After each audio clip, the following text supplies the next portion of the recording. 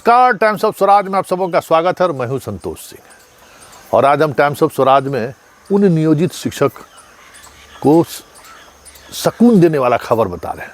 हालांकि ये खबर पूरी तौर पर अनुमान पर आधारित है। अनुमान मतलब पत्रकारिता का अनुभव, जो परिस्थिति जन्य हालात हैं वो, और जो प्रशासनिक महकमों में काम करने की जो तरीका रहा है, उसके आधार पर ये खबर हम आप तक पहुंचा रहे हैं। और खबर ये है कि नियोजित शिक्षक बंधुगण, महिला मित्र, सब लोग आराम से होली मनाइए। जो आप तनाव में थे कि परीक्षा दे रहे हैं, कहाँ जाएंगे, क्या होगा, घर उजड़ जाएगा, आशियाना उजड़ जाएगा, बरसों से जहाँ हैं वो स्कूल कहीं न छूट जाए, तो खबर यही है कि वो सारी चीज़ें आपकी फ़िलहाल बना रहेगा।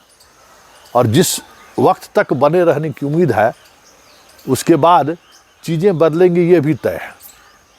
अब ज़रा स्पष्टता के साथ चीज़ों को समझ लीजिए। कल जो बैठक हुई है बिहार विद्यालय परीक्षा समिति और पाठक के बीच, अब लड़ाई हो गया कि जितना फर्जिया बहाल हुआ है उसको निकालिए। तो ये जो फर्जिया को निकालने की जो कोशिश शुरू हुई है, उसमें अब 23 तारीख को रिजल्ट निकलने का टेंटेटिव डेट बनाएगा, मतलब 23 मार्च। और ये तय मानिए कि जिस दिन की तिथि निर्धारित की गई है, मतलब संभावित, उससे पहले तो निकलना ही नहीं है। उससे पहले तो सभी फर्जी का जांच होना है 21 तारीख तक। 14 से 15 तारीख तक लोकसभा चुनाव का आचार संहिता लग जाएगा। और जैसे ही आचार संहिता लग जाएगा, पाठक जीरो, सारा कमान वहाँ के डीएम के हाथ में आ जाएगा। पाठक का कोई आदेश नहीं चलेगा। उस दौरान न रेमनाइजेशन होगा, जो कंप्यूटर से जो होता है नियुक्ति, वो नहीं होगा। न नियुक्त कर सकते हैं, न ट्रांसफ़र कर सकते हैं, कुछ भी नहीं, क्योंकि पूरा स्टेट या देश कहे चुनावी मूड में चला जाएगा। उस समय कुछ नहीं चलने वाला है। मई में तक चुनाव चलेगा, रिजल्ट निकलेगा। रिजल्ट निकलने के 2-3 दिन बाद आचार संहिता खत्म होगा, तब तक आ जाएगा जून। और इतना तय मानिए कि वो मैक्सिमम अवधि होगा पाठक के बिहार में रहने का, क्योंकि जुलाई अगस्त में वैसे ही भी जाना है इनको। मतलब अगर भारत सरकार इनको नहीं लिया तो जैसे ही अगस्त में ये रिटायर होंगे मल्होत्रा, वैसे ही ख़त्म हो जाएंगे। इनको प्रमोशन देना ही देना है चीफ सेक्रेटरी लेवल पर। या तो इनको वीआरएस लेने के लिए सरकार कहेगी, नहीं तो किसी डंप सिटी में जाकर इनको डंप कर देगा।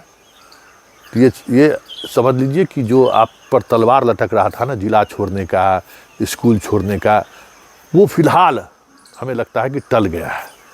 रिजल्ट की अवधि का जो विस्तार हो गया, पहले 6 तारीख 8 तारीख कह रहे थे लोग, अब वो 23 तारीख को रिजल्ट निकलेगा। तो उस वजह से ये लगभग टल गया है। और पाठक गया तो फिर ये सब जो चीज़ें चल रही हैं ना, वो चीज़ें नहीं चलेंगी, ये भी तय है। और सरकार जिस उद्देश्य से पाठक को लगाए हुए है, उद्देश्य क्या है? फर्जी मास्टरवा सबको बाहर करना।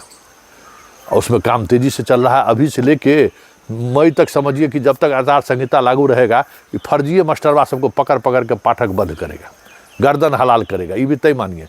अभी अब एक और सूची आ गया ना, 1200 से अधिक टीचर पकड़ा गए हैं, जो अलग अलग एक के नाम पर सब काम कर रहे हैं। तो जाना, उनका जाना तो तय हो गया। बाकी बहुत सारी चीज़ें, नई चीज़ें सामने आई हैं, उस पर अभी मंथन चल रहा है। मतलब ये जितना फर्जी मास्टरवा था, सब अपने ही जाल में फंस गया है। और अब पाठक जो है ऐसा जाल बुन रहा है ना कि एक भी ना बचे, सबको छान ले। सरकार तो चाहिए ना, इस ऐसे में अगर 40-50 हज़ार फर्जिया भगा दिया, यही फर्जी सब समस्या है आप लोगों के लिए भी। तो ये अब फर्जी पर अभियान चलेगा। और आप लोग अब शांति से नौकरी कीजिए जहाँ हैं, और होली मनाइए। होली की शुभकामना भी है। स्कूल में 9 बजे जाइए। पाठक जब तक है मानिए 9 बजे जाइए। उसका है 1000 रुपया दीजिएगा शिक्षा विभाग का पदाधिकारी को। ये लोग तो रोज़ सुबह निकलता है, 5000 वसूल के लिए आता है। सब जानते ही हैं, आप भी जानते हैं। इसलिए उन सब चीज़ों को देखते हुए सीधा जो एक तनाव का कारण था, उस तनाव से अपने आप को दूर करके परिवार और बच्चों के बीच अब 4 महीना कम से कम स्थिर से रहिए। और उसके बाद बहुत सारी चीज़ें बदलेंगी। समय एक जैसा थोड़ी होता है, बहुत कुछ बदलेगी। आप जो जैसे ही फर्जी सब जाएगा, आपके प्रति हमें नहीं लगता कि सरकार को उतना गुस्सा है। सरकार जो कुछ भी कर रहा है उस फर्जियों के खिलाफ कर रहा है। तो वैसे ही जैसे फर्जी छटाएगा, आपके प्रति जो भाव है वो ज़्यादा से ज़्यादा होगा कि पंचायत बदल देगा, प्रखंड बदल देगा। इसलिए जो चीज़ें चल रही थी आपके दिमाग में, उसको थोड़ा विराम दे दीजिए।